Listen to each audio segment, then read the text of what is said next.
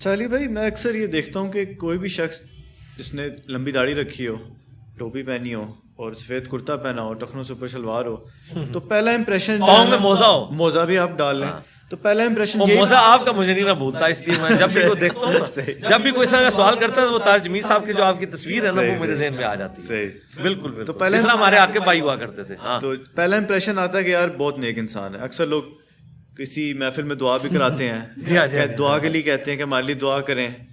تو اس کی کیا اسلام میں حیثیت ہے؟ ان چیزوں کی کیا ورتھ ہے اسلام میں؟ کیا یہ واقعی کسی بندے میں چیزیں ہم دیکھیں تو ہم اس کو فوراً سے نیک تصور کر لیں؟ میں نے کئی سال پہلے ایک ویڈیو ریکارڈ کرائی تھی، انڈیا پاکستان بنگلہ دیش کے دو فتنے، ایک جذباتی فتنہ، دوسرا گیٹ اپ کا فتنہ. گیٹ اپ اتنا بڑا فتنہ اور آزمائش ہے کہ آپ چور ہیں، ڈاکو ہیں، ٹھگ ہیں، گیٹ اپ اچھا بنا لیں تو لوگ آپ سے دعائیں کروائیں گے.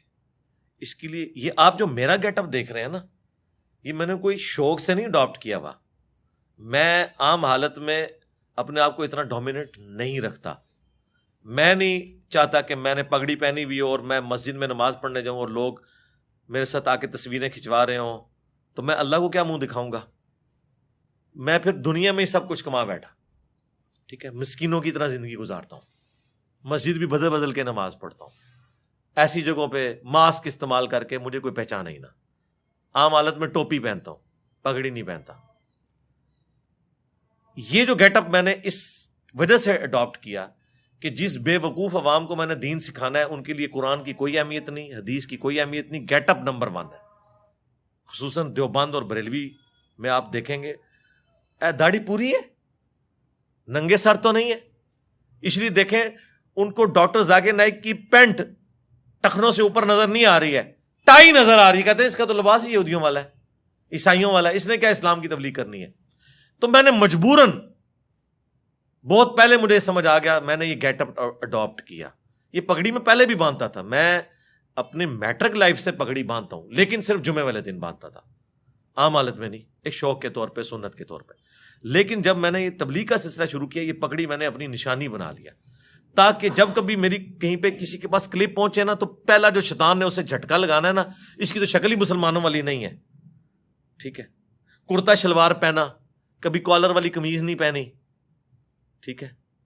اور اس سے بڑھ کے اب یہ تو میں نے بال بھی رکھنے لمبے شروع کر دیے ہیں، یہ بھی اور کچھ نہیں تو یہ لوگوں کو نظر آ جاتے تھے. اے بھی میں تھوڑا پورا کرتا ہوں، خوش ہو ہوں کہڑی شہر رہ گئی دسو، ٹھیک ہے.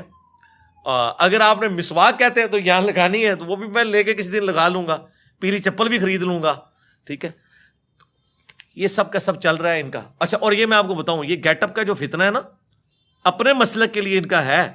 آپ کسی دیوبندی کو سبز پگڑی والا بندہ دکھا دیں نا، وہ اس کو دیندار نہیں نظر آئے گا، کیونکہ فوراً دماغ میں آئے گا تو بریلوی ہے.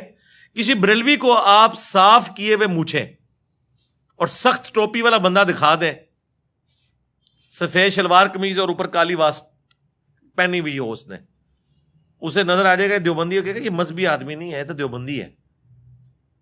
مذہبی بھی صرف اپنے فرقے کا، اور نشانیاں بنائی ہوئی ہیں. آپ کو کبھی اہل حدیث اس گیٹ اپ میں نظر آیا؟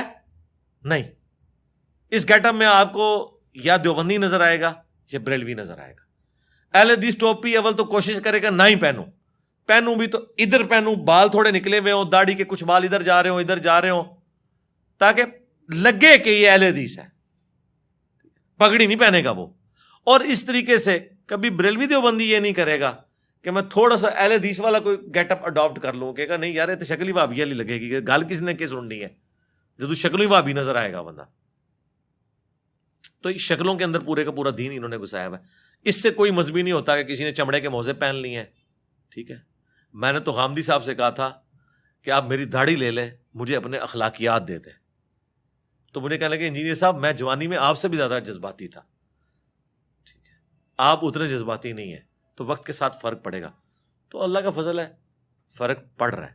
لیکن الحمدللہ ریڈ لائن کبھی بھی کراس نہیں کی ہے. حضرت عمر سے ابھی بھی میں بہت نہ رہوں الحمدللہ، لیکن حضرت ابوبکر کی طرح کا اخلاق نہیں ہے تو کوئی فرق نہیں پڑتا. رسول اللہ کے تو دونوں ساتھی تھے، ابوبکر بھی اور عمر بھی، دونوں رول ماڈل ہیں ہمارے لیے، ٹھیک ہے. تو آج اگر حضرت عمر زندہ ہوتے تو چشتی رسول اللہ، اشرف علی رسول اللہ پہ ان کا ریاکشن مجھ سے زیادہ سخت ہوتا. ڈگریاں ایسے مولویوں کی کینسل کرتے ہیں جو ان چیزوں کا دفاع کرتے ہیں. میں تو صرف علمی اختلاف کرتا ہوں. تو یہ گیٹ اپ کا فتنہ سارا تماشا ہے. سری روی شنکر کا مناظرہ ہوا تھا یا ڈیبیٹ کہہ لیں ڈاکٹر ذاکر نائک کے ساتھ.